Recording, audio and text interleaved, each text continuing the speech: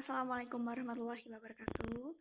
Perkenalkan, nama saya Elvi Margianti dari Sarjana Terapan Gizi dan Dietetika semester 5 dari Poltekkes Kemenkes Semarang.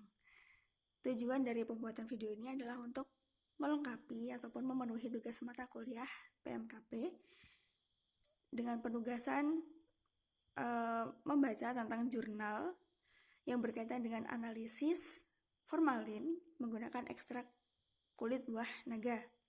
Nah, untuk itu saya akan sedikit sharing ataupun mencoba untuk berbagi ilmu tentang jurnal yang sudah saya baca. Nah, jurnal ini menguji tentang tahu yang diduga mengandung formalin, kemudian diuji menggunakan ekstrak kulit buah naga. Nah, sebelumnya kita kenalan dulu sama formalin. Formalin itu apa? Formalin itu merupakan suatu tambahan bahan pangan yang berdasarkan dari Peraturan Menteri Kesehatan tahun 2012 nomor 33 disebutkan bahwa formalin dilarang sebagai bahan tambahan pangan. Padahal di masyarakat kita kebanyakan disalahgunakan sebagai bahan tambahan pangan untuk produk-produknya. Alasan mereka menggunakan formalin ini adalah karena formalin ini dapat memberikan hasil akhir dari produk itu mempunyai daya tahan ataupun daya simpan yang lebih lama. Selain itu juga dapat mempertahankan bentuk fisik dari produknya agar tidak cepat rusak. Akan tetapi, jika formalin ini dikonsumsi oleh manusia, maka akan dapat menimbulkan dampak buruk, diantaranya adalah nyeri hebat yang disertai dengan inflamasi, juga ada ulcerasi dan juga nekrosis.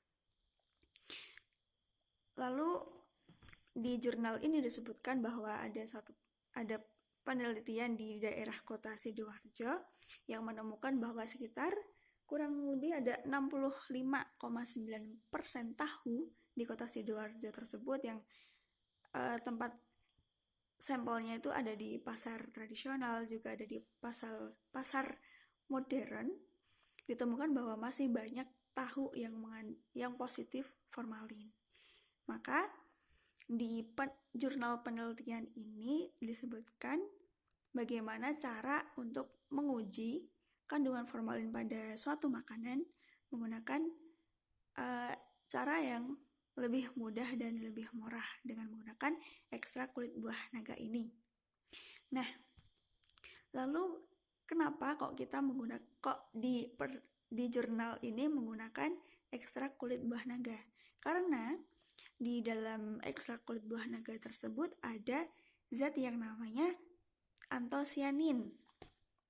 Antosianin ini merupakan senyawa flavonoid yang tergolong ke dalam golongan antioksidan alami dan merupakan turunan dari benzopiran. Nah, antosianin ini dapat berubah warna sesuai dengan kondisi pH-nya. Kalau pH-nya tinggi, maka dia akan berubah menjadi biru, sedangkan jika pH-nya rendah, dia akan berubah menjadi merah. Lalu, apa kaitannya formalin dengan kulit buah naga ini? Nah, keduanya ini mempunyai sifat yang sama, yaitu bersifat asam. Nah, jadi karena sama-sama bersifat asam, maka mereka ataupun keduanya ini dapat menstabilkan warna antosianin dari kulit buah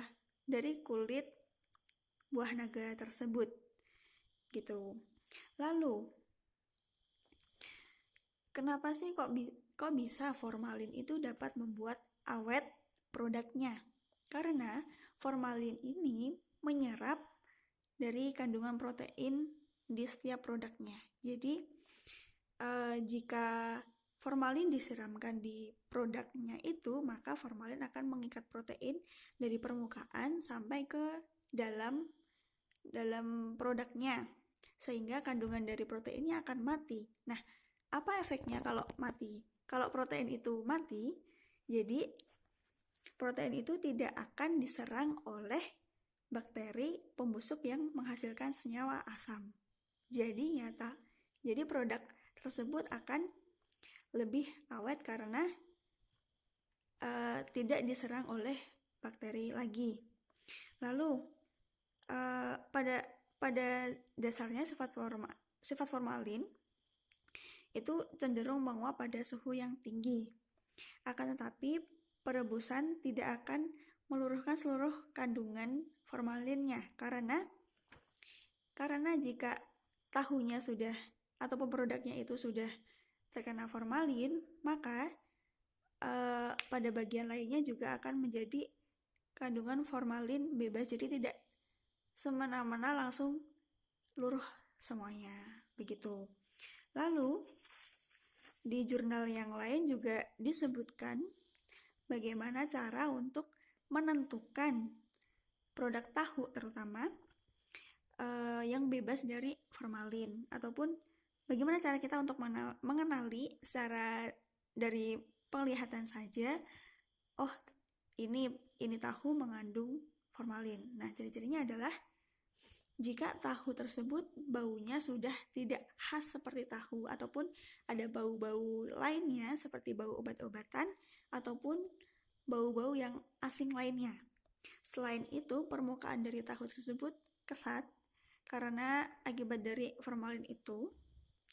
Kemudian jika kita tekan tahu tersebut tidak mudah rusak dan bisa membel ataupun nanti kayak squishy gitu, bisa balik gitu. Nah, lalu jika kita uji coba untuk penyimpanannya, maka dari masa penyimpanannya juga akan lebih lama, dapat bertahan lebih dari 3 hari. Lalu dari segi teksturnya juga tidak akan mudah hancur seperti layaknya tahu biasa yang tidak ada formalinnya, gitu. Jadi itu saja yang bisa saya sampaikan mengenai analisis formalin dari ekstrak kulit buah naga. Kalau ada salah saya mohon maaf, dan terima kasih sudah menyimak. Sampai jumpa lain waktu. Dadah.